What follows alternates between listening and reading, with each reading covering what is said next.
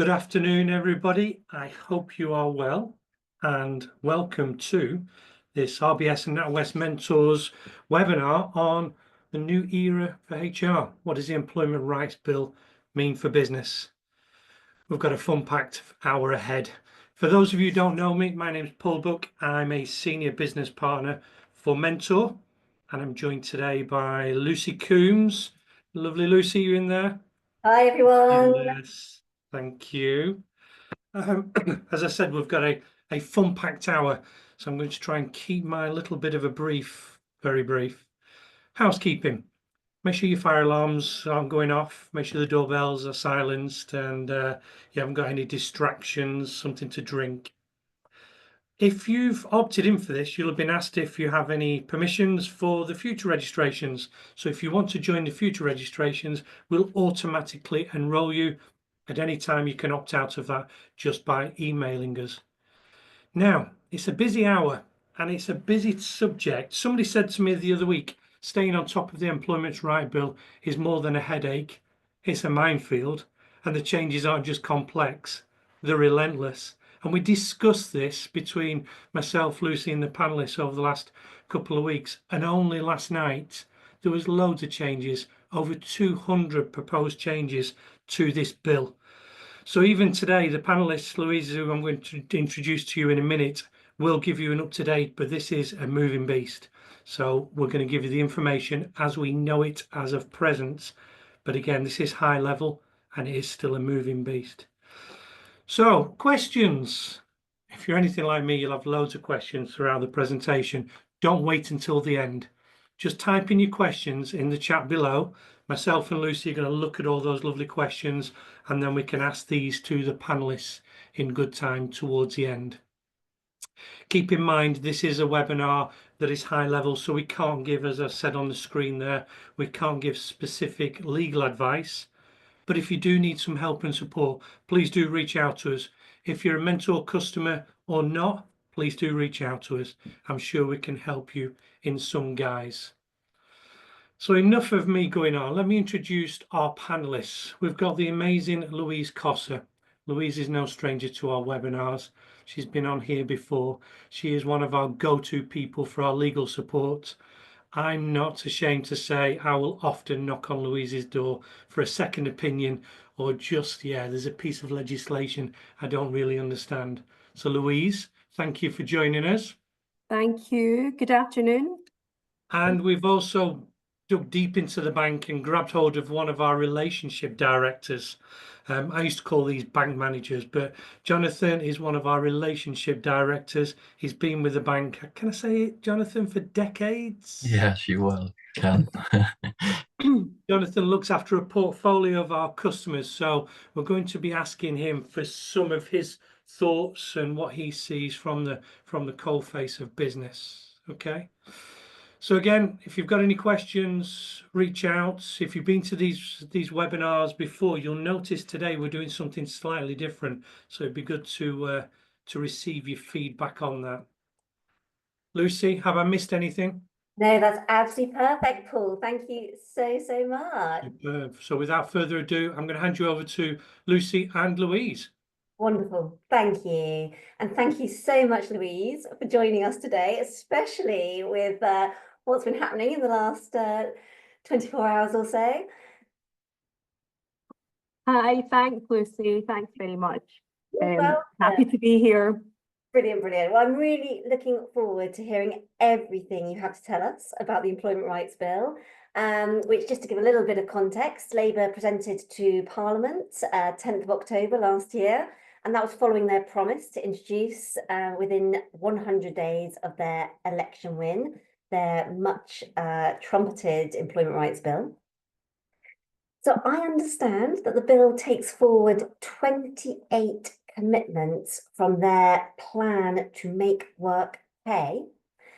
Plus, as Paul has highlighted for us, over 200 amendments to their proposals were announced only yesterday, and we can expect to see this continue over the coming months.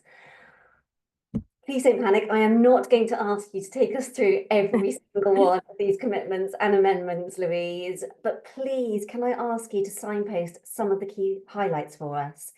And perhaps can I please start off by asking you, is this employment rights bill actually the law already? So, as you've said, it was published in October last year. Now, the bill itself is going through various steps of legal process at the moment, so it's not actually yet legislation. There are a number of consultations already underway, but it is likely to become the law later this year. Much of the required detail that we'll need will come in later via secondary legislation, regulations, statutory instruments, things like that. But I would also say that at this stage that the government have said explicitly that the majority of changes won't actually come into effect until 2026. Okay, so we've got a little bit of time then, which is reassuring, thank you. So time to get ourselves prepared. I mean, certainly one of the biggest headlines I've seen, and perhaps the biggest question for everyone on this webinar today, may be around unfair dismissal. Can you explain that in a little more detail? Yeah, so as you've said, I think this will be the most significant change.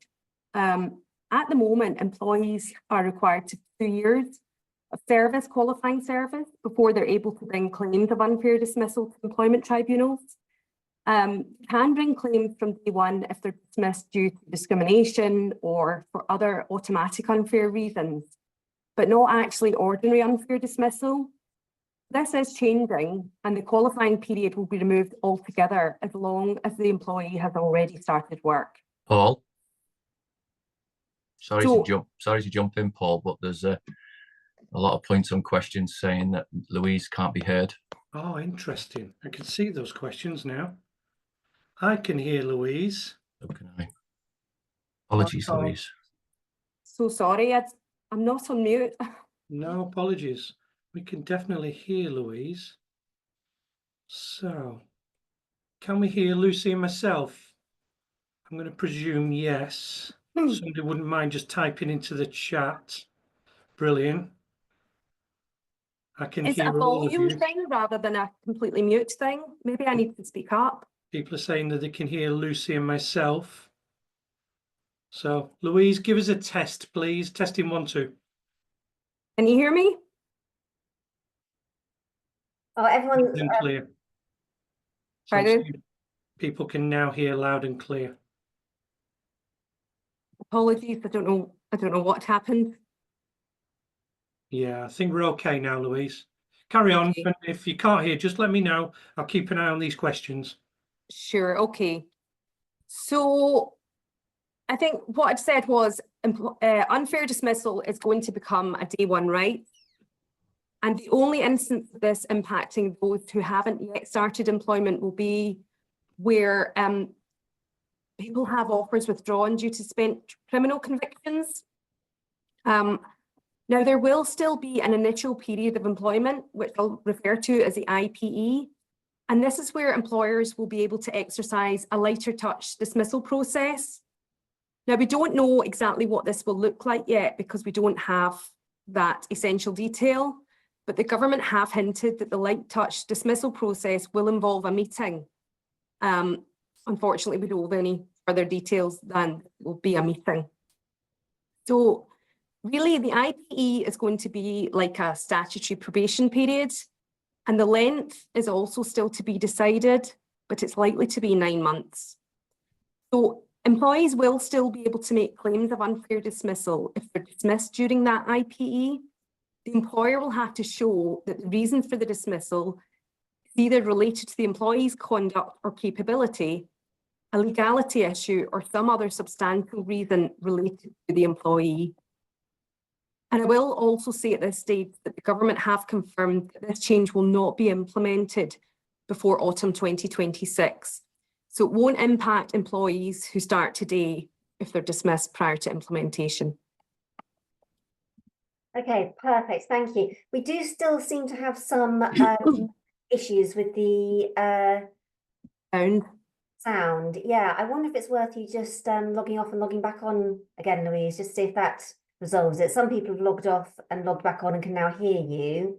Okay, And while you're doing that, I'm just going to recap on what you've just said as best I can. of course, yes. I'll just log out now. I'm really sorry for this. Perfect, no, Thanks. not at all. I can hear you loud and clear. So yeah, let's just see if we can get this working for everybody, working for the majority. Thank you. So just to recap on what Louise said, you know, it is one of the most significant changes that we've got coming up. So currently, employees are required to have 2 years of qualifying service before they're able to bring claims of unfair dismissal. They can, of course, bring a whole host of other claims that they have that they don't need any qualifying service for. So that can include discrimination and other automatic unfair dismissal reasons. But this idea of ordinary unfair dismissal currently requires 2 years service. And that's what's going to change. That's going to be removed altogether, provided the employee has already started work. So essentially, day one right. We are expecting there to be an initial period of employment where employers will be able to adopt a lighter touch approach that won't involve following the full disciplinary and dismissal process. But we haven't quite seen what that looks like yet. Indications are it's going to be around about 9 months. Obviously, we still need to be very mindful, just as it is the case now, even within that initial 9-month period. We need to be clear about the reasons for the dismissal. We're not expecting to see this change come through until next year. So it's not going to impact on anybody who starts now or within the intervening period until this is actually in place. Louise, give us a test. Can you hear me? I can. Some people are saying they can hear you now. Excellent. Shall we go with that then? Wonderful. So strange, Success. isn't it? I'm really sorry. Thank you. Thanks, Paul. Thanks ever so much. Okay. So just to clarify, Louise, just to bring us back on track here, employers will still be able to dismiss using this light touch process for those in a proposed initial period of employment. Is that where we are at the moment? That's correct. Yes, that's where we are just now. However, it won't apply for redundancy or for some other substantial reason not related to the employee, things like restructures. And that does mean that employees who are made redundant at any time from day one can claim unfair dismissal in the same way as other employees, and the same test of fairness will apply. And that might sound quite straightforward in terms of redundancy, you know, not being subject to this light process. The issue with that is that if an employee is dismissed for another reason, but they're not replaced, it might be easier for them to assert that the real reason was actually redundancy. Okay, so this does sound like it's going to be a significant change. May I ask, what kind of impact do you foresee for employers, and what would you recommend should be done in advance to prepare for this? So the government have estimated that 9 million employees will have additional rights because of this. So as you've said, huge change. We've also just heard that the time limit for being able to take an employment tribunal claim is being extended from 3 months to 6 months. So that could also really compound things. In some parts of the country, it's not unusual for a claim to be listed, you know, a couple of years into the future. I really do think we'll start to see the employment tribunal system under strain. In terms of what can be done to prepare though, I think employers might want to start thinking about hiring decisions more carefully. Things like ensuring full reference checks, reviewing contracts to consider introducing, you know, potentially contractual probationary periods as well. And I think moving forward, things like enhancing induction procedures and management training for being proactive during that initial period of employment, I think those things would be beneficial. Yeah, absolutely. Yeah, you know, giving the feedback on any issues of underperformance, really making sure employees understand what good looks like, and how they are tracking, feedback on behaviours, and yeah, supporting that cultural piece. Yeah, absolutely, I completely agree. That's really super useful. Thank you, Louise. May I ask about another big headline? So, fire and rehire. I've seen a lot of that bandied about. What is this, and what is actually changing here? Yeah, so as you've said, this is another big one for employers. Sometimes fire and rehire, or it can be called dismissal and re-engagement. Now, the provisions here do go much further than we had anticipated. At the moment, employers can use a fire and rehire process where they have a sound business reason for seeking a change to a contract. And that could be like things like responding to economic changes, changing working practices, or even harmonising terms and conditions. And the threat of fire and rehire is often enough to ensure that employees voluntarily agree to lower pay or reduce terms and conditions. So at the moment, provided a fair process is followed and the ACAS code is adhered to, employers can dismiss staff on existing terms and conditions and re-engage them on new terms. Under the new provisions, it will be automatically unfair to dismiss an employee if they're being dismissed because they refuse to vary their contract. It will also be unfair if the employer dismisses the employee in order to rehire someone on different terms and conditions, but with broadly the same responsibilities. Now, there will be a very limited exception, and that's where a business is in dire financial straits and about to collapse. And the fire and rehire is essential. But I really do think that's intended to be a very narrow exception, and it will only be able to be used where the business has no alternative. It does mean that there will be a major restriction on being able to vary terms without agreement for employers. Well, yeah, absolutely. And no one wants to be in that exceptional situation of dire financial straits. So yeah, that really does sound pretty stringent. So what do you think is going to be the likely impact of such a shift away from the current position? Well, I think possibly an obvious impact here, and maybe not an intended one, is that redundancies may increase as a consequence, because it might become more straightforward to dismiss for reasons of redundancy than to vary terms. And another impact we might start to see is employers withholding pay rises or bonuses if employees won't agree to contract changes. On a more positive note, we might start to see more creative incentives, so things like paid additional annual leave for reduced contractual sick pay, things like that. In terms of preparation, there is the possibility of being able to bake in contractual clauses at the moment to contract, which could allow the right to vary terms in the future. But we don't know how far the concerns will go in terms of that breach the implied term of trust and confidence. So at the moment, we're wondering if it's a possibility, but we don't know for sure. Okay, so in actuality then, we really need to be focusing on that relationship and the mutual trust and confidence that does need to exist between employer and employee, and building on those strong foundations, like you've already mentioned, robust recruitment and onboarding processes, and developing those, really strong communication channels, so that you can have meaningful dialogue, because it's a shifting landscape, isn't it? Businesses are facing situations where they will need to flex and introduce changes because of their marketplace, because of their industry, because of other factors that will be impacting. I think from my perspective, building in regular reviews of terms and conditions so that all parties are engaged with this as a sort of healthy and ongoing business requirement and process would be really helpful. Is that something you would? Yeah, absolutely. As you've said, engagement, communication, having all these good things in place to begin with will put employers in good stead for what's coming.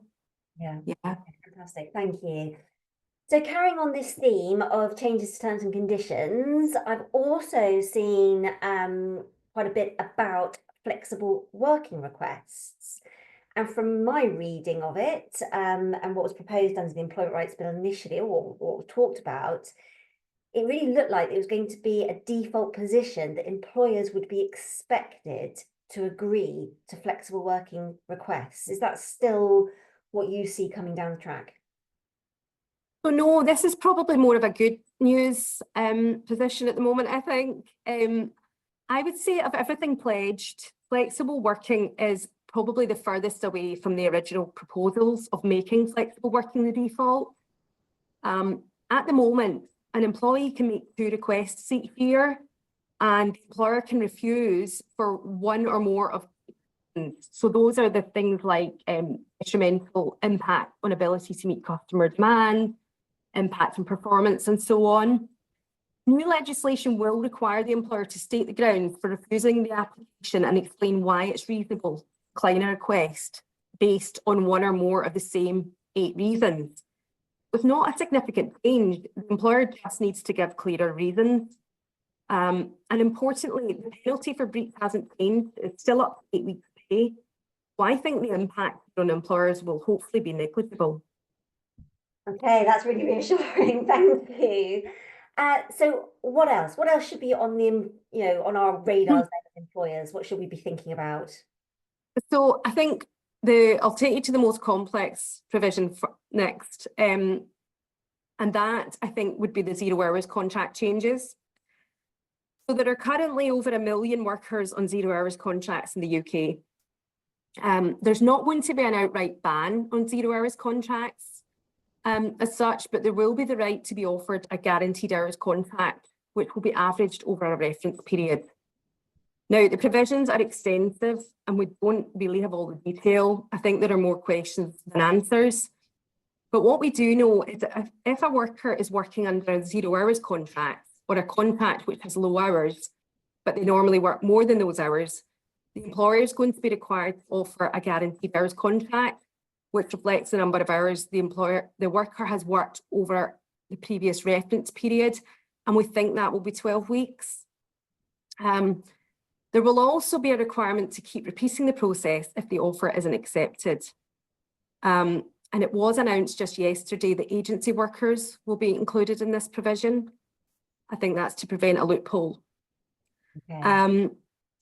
There will also be the right to reasonable notice of any changes or cancellation of shifts. We don't know what the notice will have to be or compensation yet, but there will be compensation required for failure to provide that notice. It was also announced yesterday that there will be an exemption to the requirement to offer guaranteed hours where there's genuine temporary work. So things like seasonal demand, or a one-off event, there will be an exemption for that. Okay, that sounds really quite complicated, Louise. Is that fair to say, or have I just not understood this properly? No, I think it is complex, and I think it will either really apply to businesses in a big way or not at all. It is going to be a huge admin burden on employers, possibly so much so that they might begin to reduce reliance on those contracts altogether, which was, perhaps an intention. I do think employers would be wise to consider and audit just now what their current practices are and really take stock of staffing requirements, what business demand looks like, what do the contracts say versus what staff actually work, because sometimes it can be, really quite different. We might also start to see, software changes, maybe more tracking systems to track what employees are working and so on. And I think it would probably be good for employers to think about what notice they currently give for shift cancellations, just to try and prepare a bit for the changes that are coming. Yeah, that sounds really sensible. Would it be fair to say, that actually, if these are genuinely mutually flexible arrangements that are reflective of the needs of the business, then actually, 0 hours hold their place very well. They're much valued and appreciated by both sides, both parties. Yeah, absolutely. And I mean, there would many of those workers will not want guaranteed hours. They will be quite happy with the flexible arrangements. So, and we may even see, I don't know, there could be opt-outs, the way that there are with 40-hour working.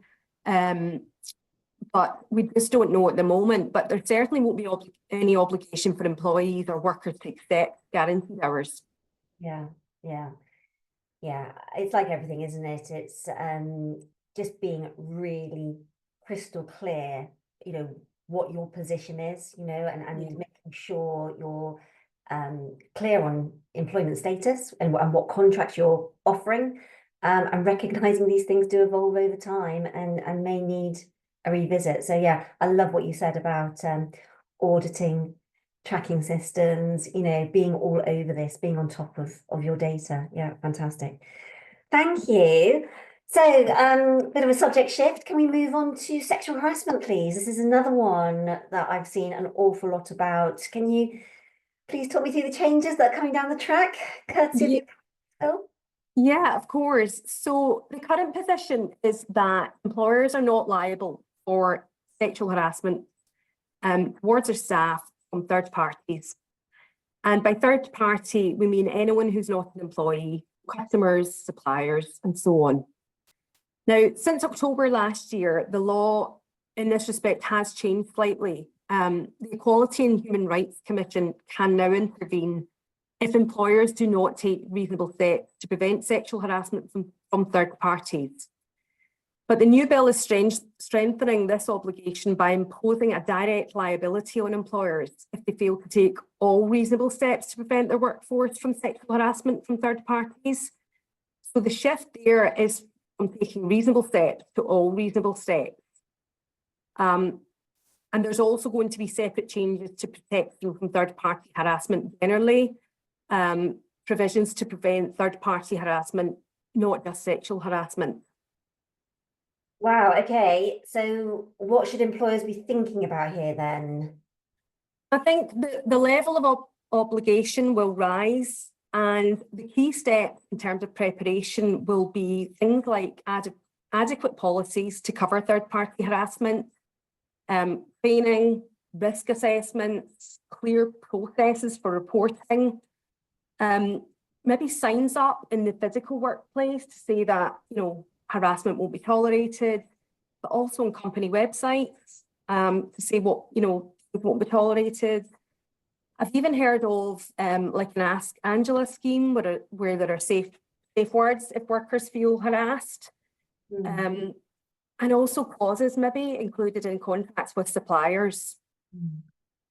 So we'd also say the regulations we think are going to specify what is meant by all reasonable steps too. So it will be good to have maybe more tangible actions for employers. Mm. Yeah, no, that'd be really, really useful. I like that idea of taking more accountability for those relationships and making sure, it's a reputational piece as well, isn't it? And that's good for your business as well, business resilience, to be thinking about that and reviewing those through that lens. Brilliant, thank you. Shall we move on to redundancy? That's another big one, another big headline. Why so not? Have we got enough time? So I understand there are also changes which will impact substantially on the consultation requirements. Can you bring those to life for us, please? Okay, so currently, if you're proposing to dismiss less than 20 employees at one establishment for reasons of redundancy, then you're not obligated to follow collective consultation requirements. Okay, so can you just, if anyone's just not fully familiar with that, can you just explain what does collective consultation involve? Yeah, so it's either a 30 or a 45 consultation period, depending on the number potentially being dismissed. And it does involve consulting with staff representatives. Sometimes that could include a union. And the change here is that the wording at one establishment is being removed from the legislation. This means that if 20 or more redundancies are proposed within a 90-day period, within a workforce as a whole, rather than at one establishment, then collective consultation will be required. To give you an example, the redundancies across the entire business could be for completely different reasons. You could have a business with one site in Scotland closing due to lack of footfall and another in England, diminishing due to new technology. But the collective consultation rules would still apply, even if the total number of staff at each site is under 20. But if the total overall is 20, then there will be a requirement to collectively consult. Now, it was also just announced yesterday that the compensation for not following collective consultation requirements is going to increase to 180 days pay per employee. So at the moment, if an employer fails to collectively consult, the financial penalty is 90 days pay per employee. So imagine this will really, pack a punch as a detriment, because employers will not want to be on the wrong side of this. The government have endeavoured to provide guidance on collective consultation for employers in the near future. You did touch there on the impact, and I think the impact for employers with more than one site is the difficulty really of having perhaps started a batch of redundancies, not having thought that collective consultation was required because there are less than 20 staff impacted. But by the time they perhaps go to do another batch of redundancies a couple of months later, they might be required to go back the way to start collectively consulting with the first batch. And, some of them may even have left by then. And the other impact potentially is businesses constantly being in an electing reps process. So employers might want to have a think about having a staff consultation body already in place to allow them to act more swiftly. Yeah, I think that sounds really sensible. And actually, as you said, you don't always have the crystal ball, you don't always know what's going down the line. So actually being in a position, again, it comes back to that engagement with your teams, with your colleagues, with your workforce. If actually you can, get into those consultation practices anyway, that's surely going to stand you in good stead. And wow, 6 months pay per employee is a protective award. That is significant. Anyway, absolutely. Absolutely. I mean, those kind of figures could, have catastrophic impact. So it is really important to get this right.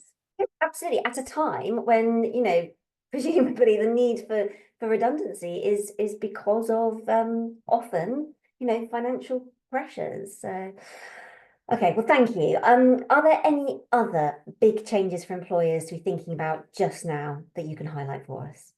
So I'll touch on statutory sick pay and a couple of other family-friendly issues just to finish. So at the moment, eligible for statutory sick pay, SSP, an employee must have average weekly earnings at above the lower earnings limit, which is currently £123 per week, increasing to £125 in April. And those who are eligible are only paid from the 4th day of sickness absence.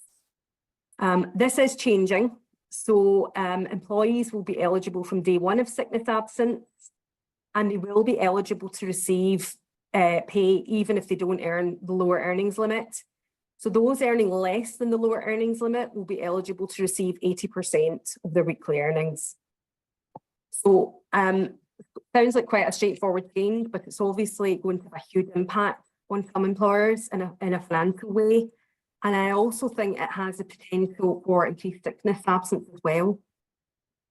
And I mentioned, sorry, just to finish, some family-friendly changes. There is the intention to make it unlawful to dismiss employees who have been pregnant within the last 6 months of their return to work, other than in very specific circumstances. We don't know what those circumstances are yet. There are plans to introduce a week's bereavement leave for those who have lost a family member. And at the moment, it's only bereaved parents who have this right. So there is an extension there. There are plans, we heard yesterday, to offer 2 weeks of bereavement leave for those who suffer miscarriages. And paternity leave and parental leave are becoming day 1 rights. At the moment, there is qualifying service required. I can't imagine parental leave having a huge impact on employers because it's unpaid, so it's used very rarely. Thank you, Louise.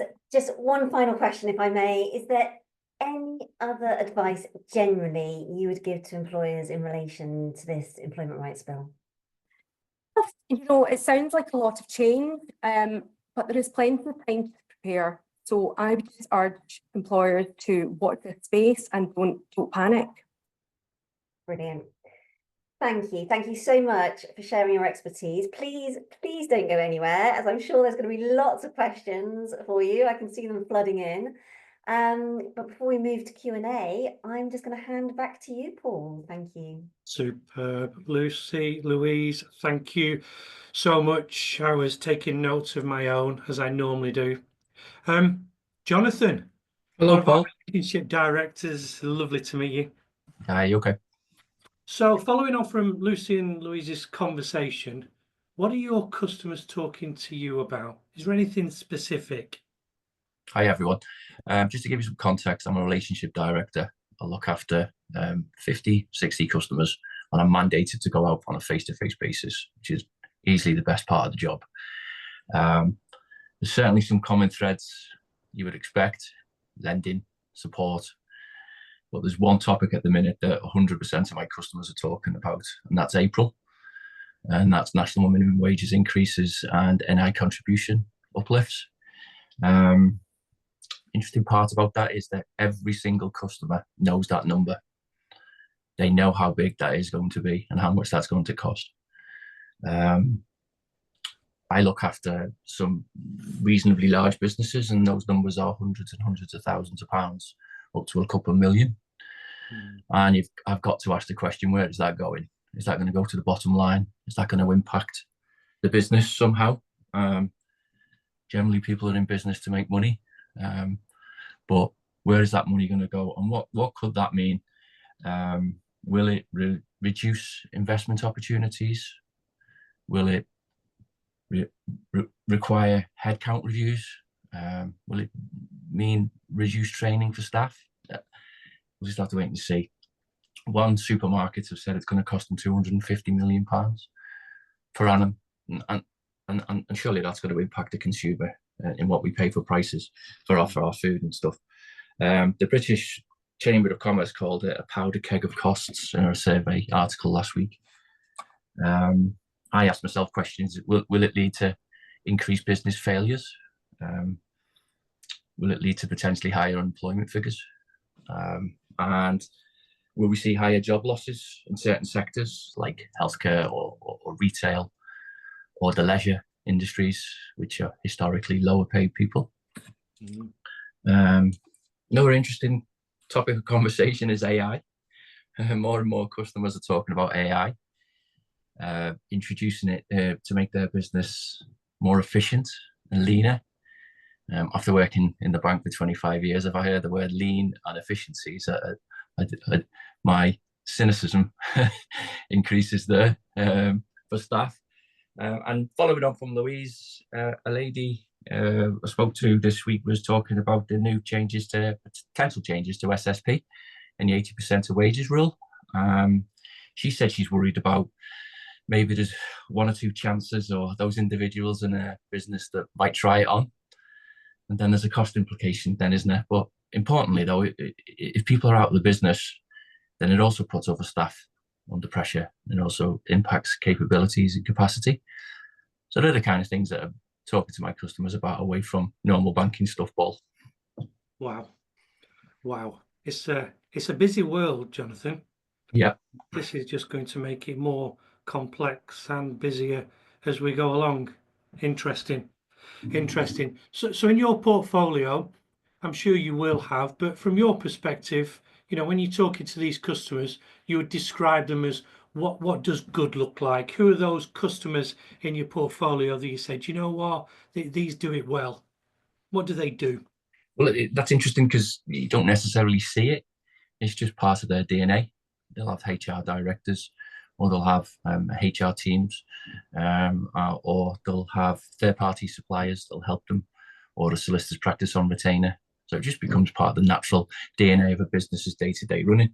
Unsurprisingly, they update staff handbooks all the time. Contracts are updated. They look forward for gap analysis. I suspect we're going to use the word good, inverted commas. The good businesses will know what's coming down the line in 2026, what Louise was talking about. They'll be looking for the holes, the gaps. Interestingly, the good businesses I see, they've got well-trained middle management or team leaders that are able to have effective performance reviews, but importantly, record those performance reviews. Staff always seemed engaged, and the really good businesses have high staff engagement. Some of them have even got apps now on your phone. Everyone's got a phone and everyone's got an app for something. And it'll be, you can book your holiday time off. You can have any regular reading or training that's required, you can do it on your phone. There's employment incentive schemes to give bonuses, holidays, and 10% off these sort of things. Nice. Some of the good ones have EAPs. And some even have workplace pension schemes on your phone now, so you can see the performance of your pension. EAP, Jonathan, tell me more. What is it? Oh, sorry, got me there. It's a employee assistance program. It's a brilliant resource to support employees, basically, if they have any trouble in their lives, such as a bereavement, etc. We have one at the bank. It's very good. It's a nice resource for employees to tap into. Absolutely, yeah. And some of my customers are externally recognised from third parties, top 250 to work for in a certain industry. But when I speak to the owners or the boards, these businesses make it feel easy and natural, and you'll see that staff turnover is low. The staff feel valued. There's an opportunity sometimes to give feedback back to the business owners about working there. Staff feel engaged, and ultimately that leads to loyalty. And it's not always about the pay packet, is it? No, absolutely not. But you know what question's coming next. So yeah. I'll ask you, what out of your customers, what does good look like? Come on, tell us what does bad look like, or not so good? Oh, well, that could be a bit of a horror story. And you only need to go on gov.uk to see there's 119,000 tribunal decisions all listed on there. Now, I don't know who's won or lost them all, but that's a really big figure. I've seen businesses that don't have any staff handbooks, training programs. Contracts have never been reviewed in 10 years. I've heard of handshake starts or push them out the door firing. There's no inductions, performance reviews, no contracts. They're rare, but that can happen. And what isn't a surprise is that if your HR processes and policies are poor or non-existent, it goes hand in hand with poor and non-existent health and safety provision. You can, many years ago, you'd walk in a warehouse, no high vis, dangerous work environment, no training, and this is just not acceptable.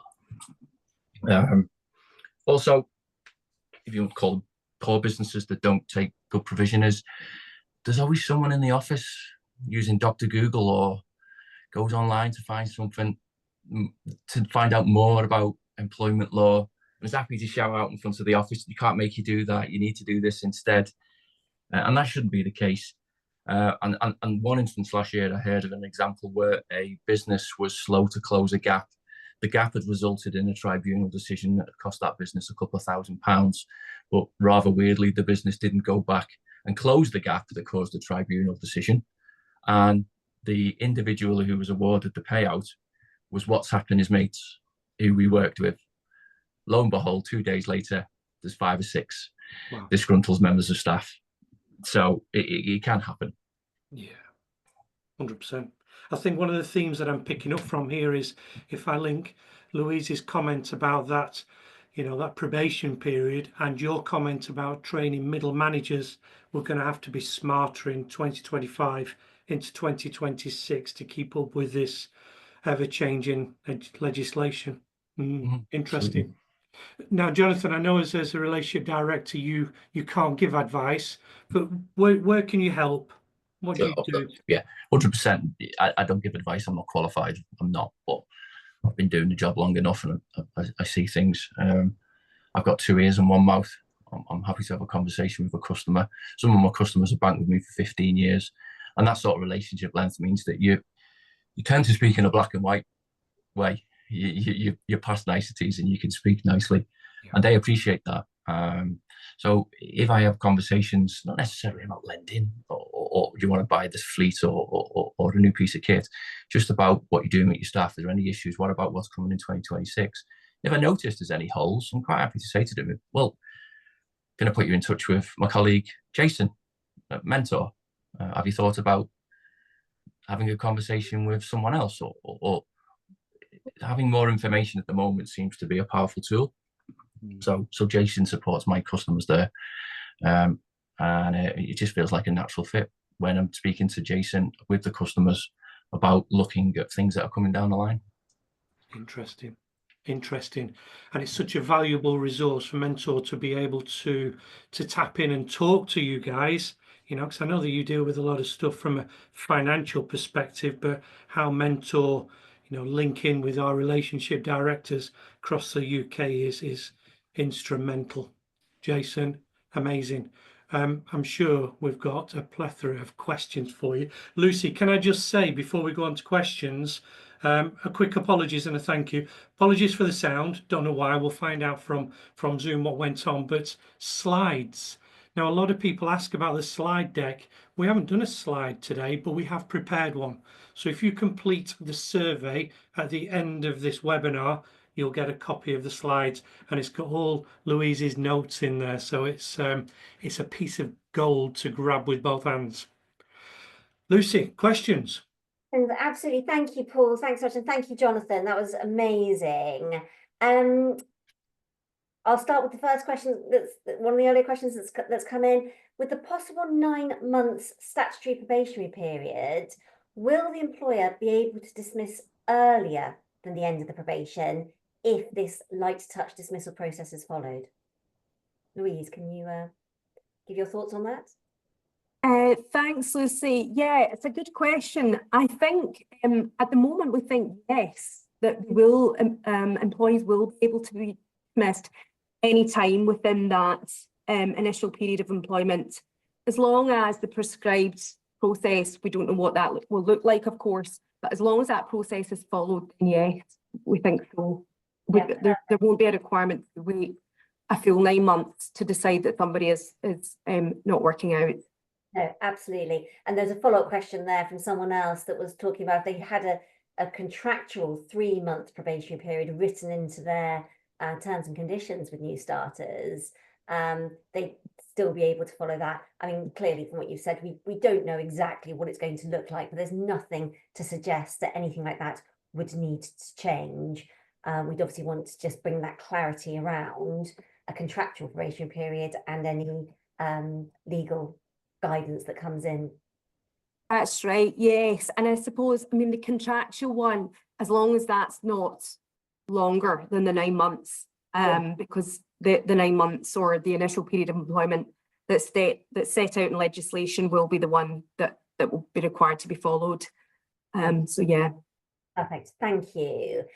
Someone's also asked, apologies if they've misunderstood the fire and rehire term, but they're asking for that clarity around whether this covers a situation where you would need to reduce somebody's hours, perhaps from 5 days a week to 4, for example, if the business no longer required a full working week. So, yeah, unfortunately, if there is a situation where a business requires somebody to drop from 5 days to 4 days, if the employee doesn't agree, I think, unfortunately, that's where employers may find themselves in a redundancy situation. And I think that's probably what I meant earlier when I said it maybe wasn't intentional that redundancies will increase because of this, but I think that's a very real possibility now. If an employee doesn't agree, but work has ceased or diminished or is diminishing or expected to diminish, then that is a real redundancy situation.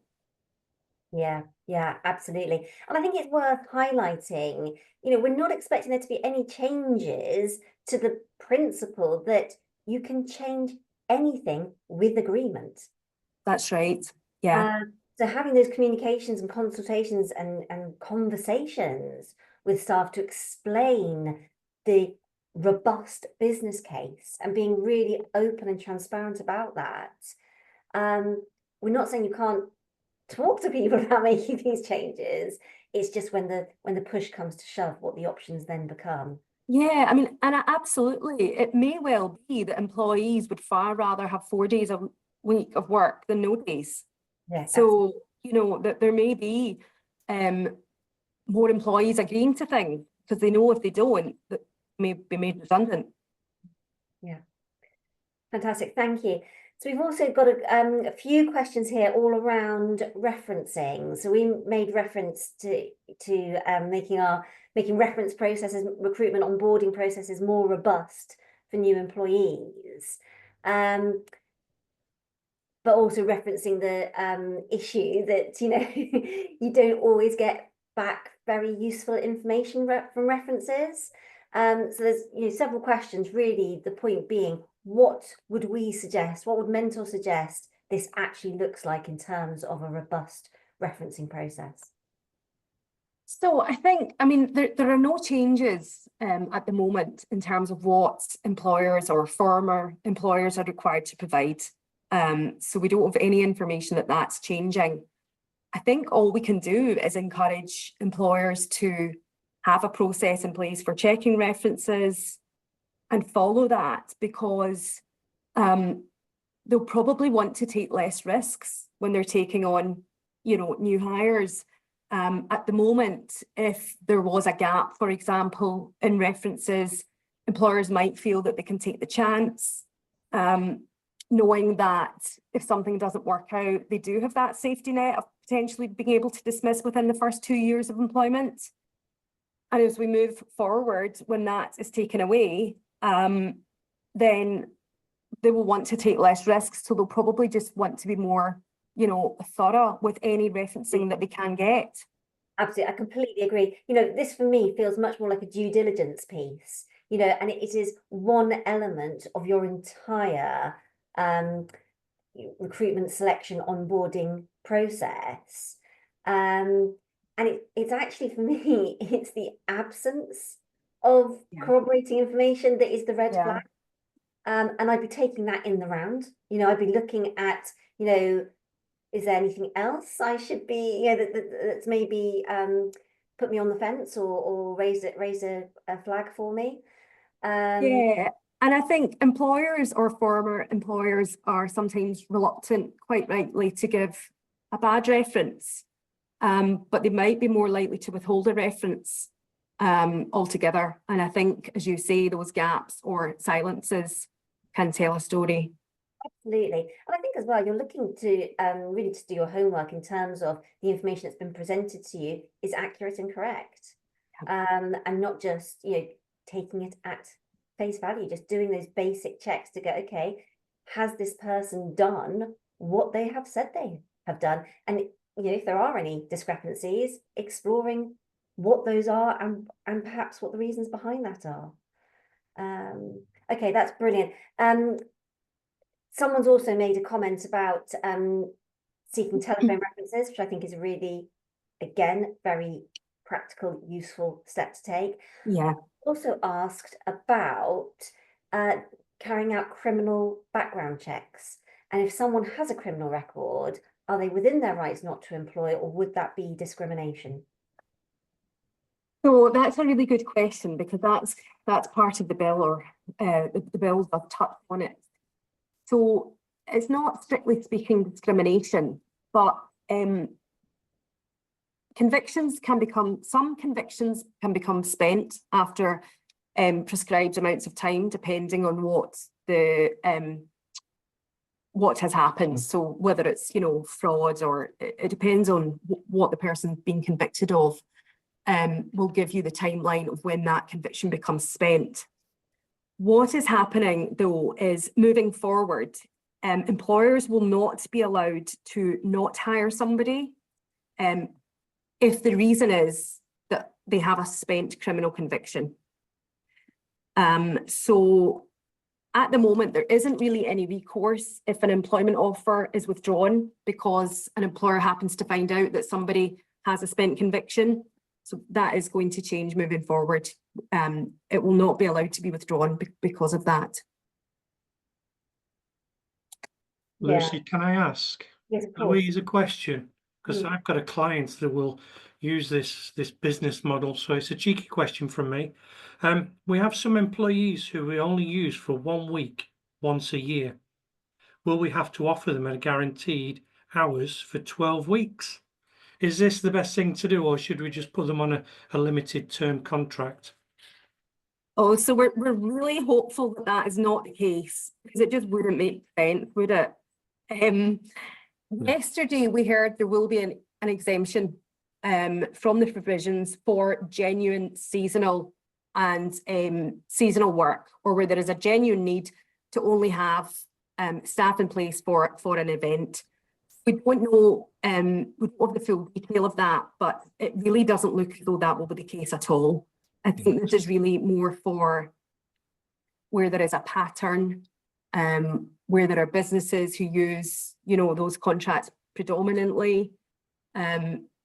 So no, I don't think if there's a situation where you really need staff for 1 week for a specific event or reason, I'm very hopeful that employers will be safe.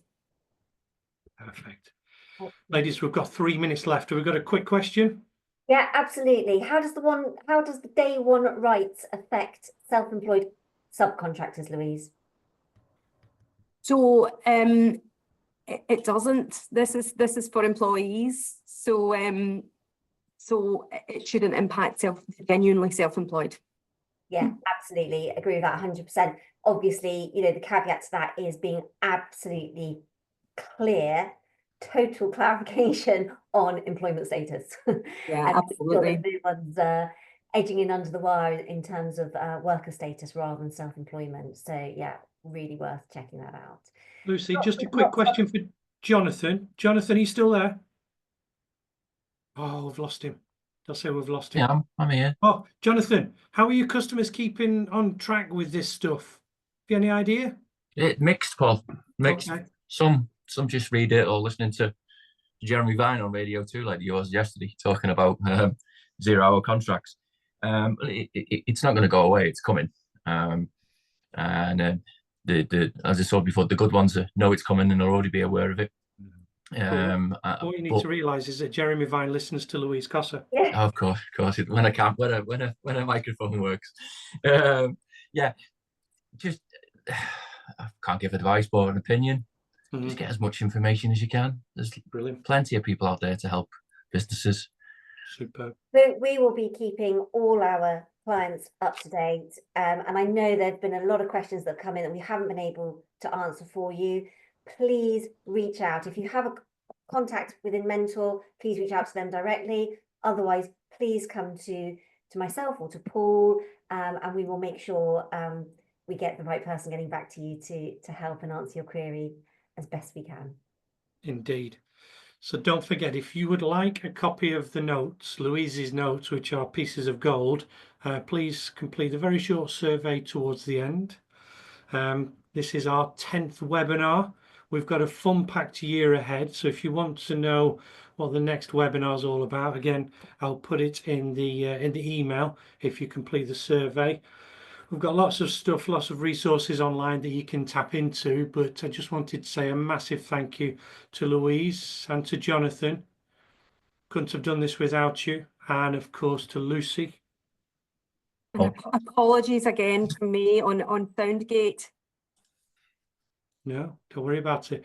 The amount of questions I've had to quickly answer, Louise, to get to the genuine questions, but it was a good test for our sounds. So without further ado, thank you everybody. Take care, and we'll see you in Q2.